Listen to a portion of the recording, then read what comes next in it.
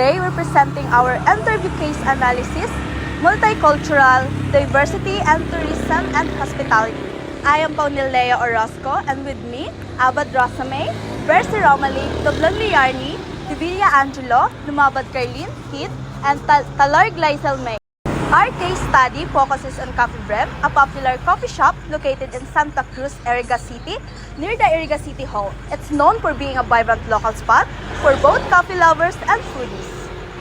Coffee Brev or Coffee Brevi in Italian. It operates daily from 10 a.m.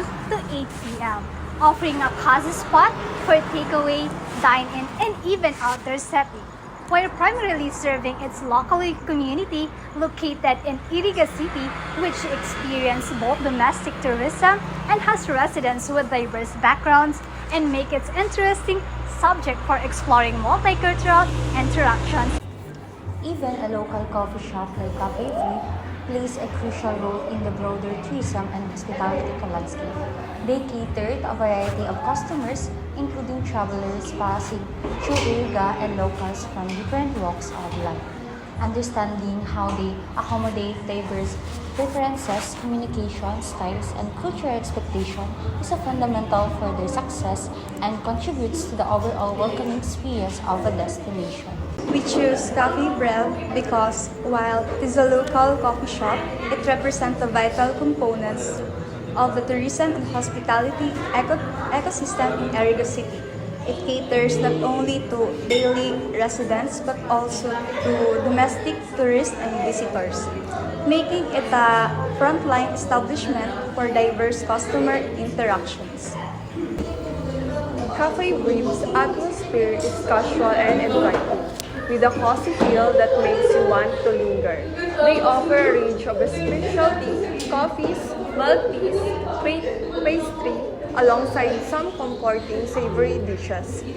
While their menu is generally palatable to a broad audience, our observation centered on a specific aspect of multicultural interaction, which is accommodating diversity, dietary preference, and understanding varying communication style regarding service requests. We observe instances where customers from different groups or some has a specific health concern and unique dietary needs that weren't immediately understood or communicated their requests in ways unfamiliar to the staff, leading to a moment of confusion and shock.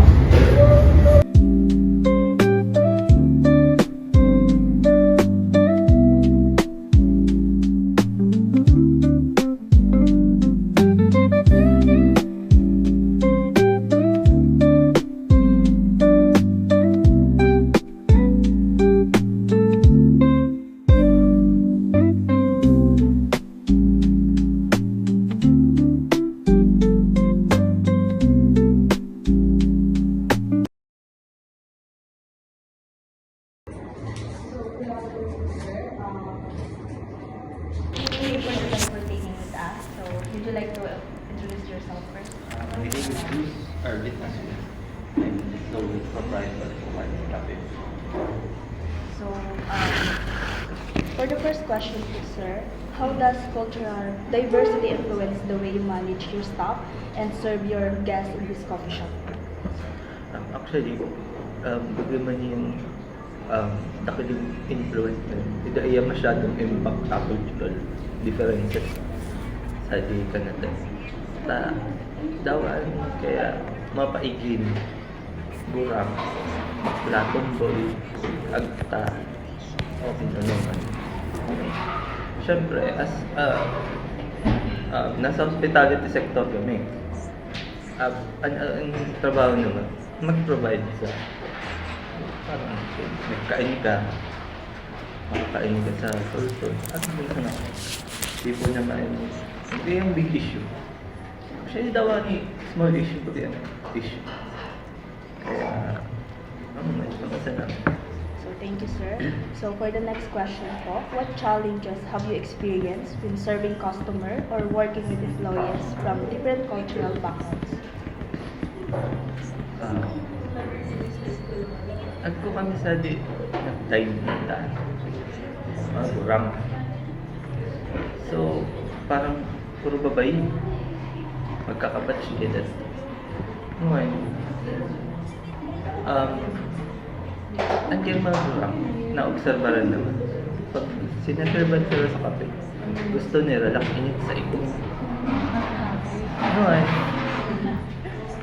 tapos, di man sa pagkuha, ano mga kurang nila. Bago mag-inom, may istoryana, ng iwag. Tapos, naserve na sa kape, di mo na iinuman. Anong agno? Aircon tadi. Tapos, ipapabalik nila, ikadakil nila. May kadakil ko pa kung binalik. Painit ko no. Tapos nakaperang beses sa tubig papainit. Tapos sinabihan kami sa Nonoy, initin na ngayon ninyo sa igo. Ang kape, halimbawa Amerikano, pwede mo yung initin sa igo. Pag add ko na milk, latte na yan, o flavored latte, then pwedeng mainit sa igo. Pag gusto na yung certain temperature, 65 degrees. Ano bagang boiling point? 100 degrees Celsius. Agatas dyan, pwede mag 100 degrees Celsius. May namin tutong kaya.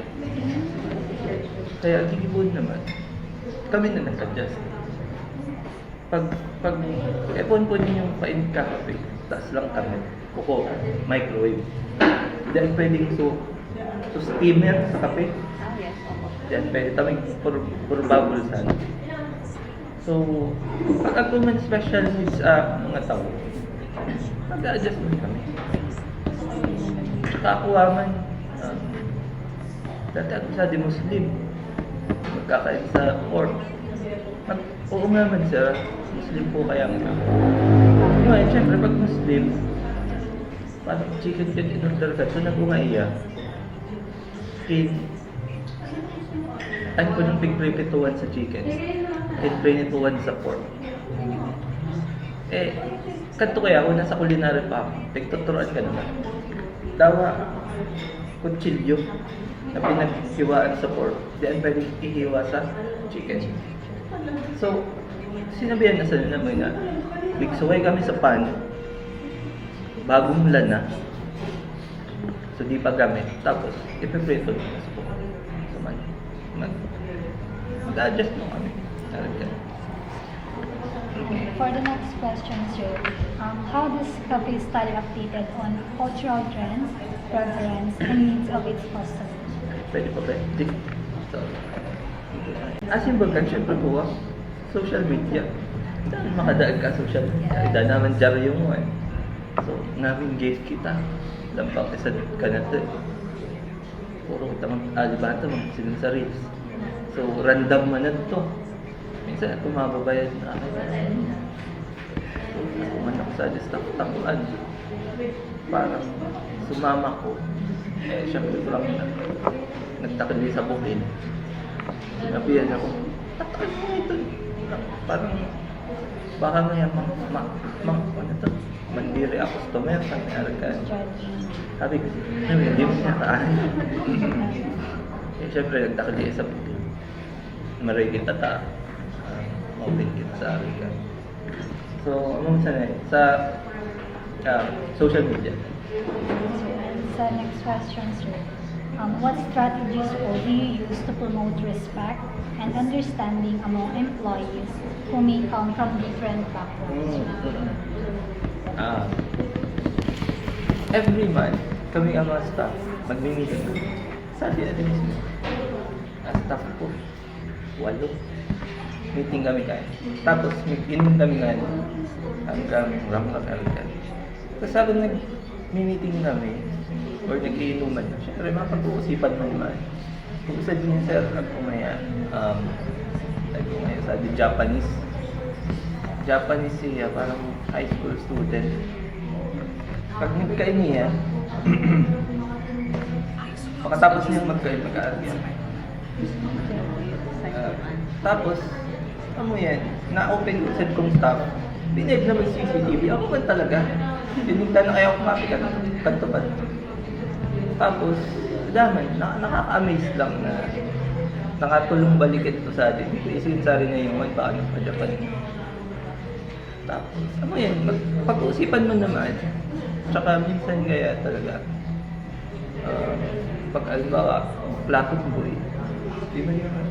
Puro pares kita tao. Dami kami masyadong minsan problema. So, in your opinion po, why is multicultural awareness important in the hospitality and tourism industry, especially in establishment like this coffee shop? Very good example, sir. So, amo na nasa culinary pa. Tuturuan kami ka pag halimbawa mag-serve sa mga allergies o kaya sa mga age groups ngayon. Tapos ang mga pagkain niya o mga study group na 1 to 9 years old, dapat pagkakat ka pagkain. So, Bronwa ngayon. So, mga sadsadin na dice. Kung ka age group niya 45 to 60, pwede yan. So, dakili. So, sa to kami na aware, sa to ko na isiyan na importante pala na di at sa paggamit sa kutsilyo. Pag Muslim, so halal na binabaoy.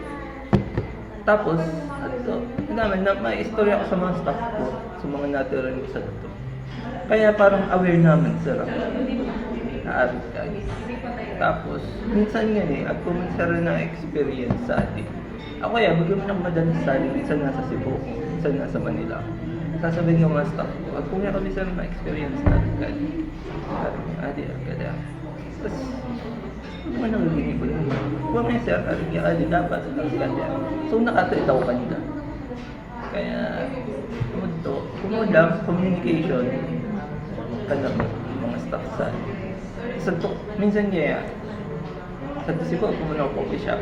Sa Manila, man. Pero may ko sa adik, cafe break. Tapos sa residence. Minsan Madaming branch po pala ang cafe. Not exactly, ibang name. Tapos, Yun lang po sir. Thank you so much.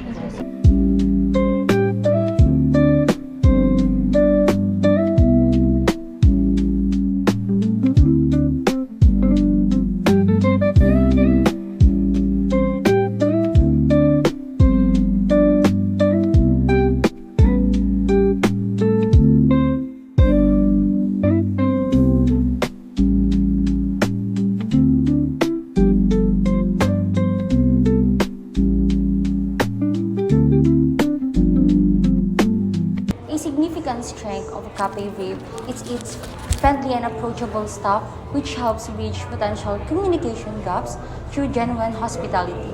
An area for improvement could be implement a small visible allergen dietary guide or a picture-based menu to further assess customers with specific needs, especially for those who might struggle with English or local dialects. This project taught us that multicultural diversity isn't just about international models. It's about understanding the varied needs of all customers, even in a local setting.